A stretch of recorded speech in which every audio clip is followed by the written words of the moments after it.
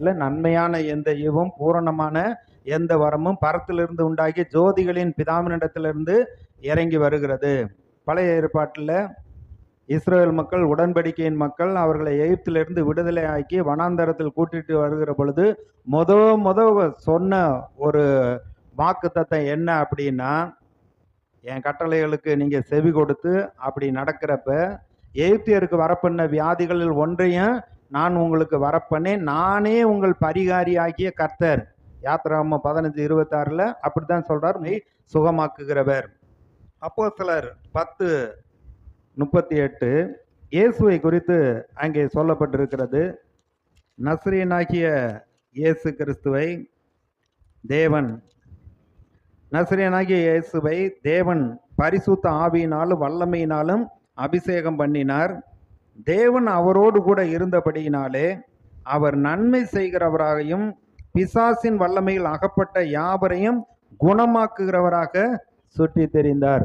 இயேசு அவர் குணமாக்குகிறவராக, பிசாசின் பிடியிலிருந்து விடுதலை ஆக்கிறவராக தான் சுற்றி தெரிந்தார்.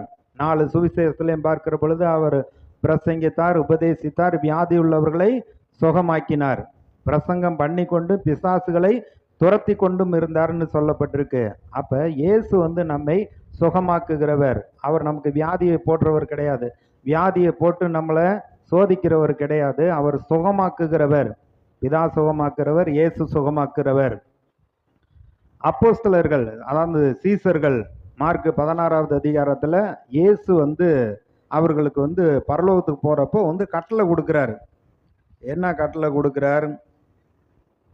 17 விசுவாசிக்கிறவர்களால் நடக்கும் அடையாளங்கள் யாவன, என் நாமத்தினாலே பிசாசுகளை துரத்துவார்கள், நாமமான பாசைகளை பேசுவார்கள்.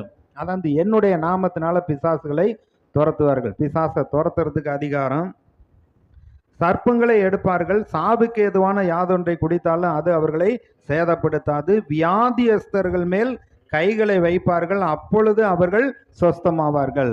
அதாவது சீசர்கள், விசுவாசிக, கர்த்தருடைய பிள்ளைங்க மற்றவங்களுக்காக கைகளை வைத்து ஜெபிக்கிற பொழுது ஆண்டவர் சுகம் கொடுக்கிறார். அப்ப ஊழியக்காரர்கள் மூலமாக சுகம் நமக்கு கிடைக்கிறது. சீசர்களுக்கு அந்த அதிகாரத்தை கொடுத்திருக்கிறார்.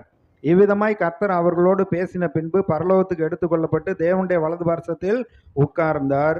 அவர்கள் புறப்பட்டு போய் எங்கும் பிரசங்கம் பண்ணினார்கள். கர்த்தர் அவர்களுடனே கூட கிரியை நடப்பித்து அவர்களால் நடந்த அடையாளங்களினாலே வசனத்தை உறுதிப்படுத்தினார்.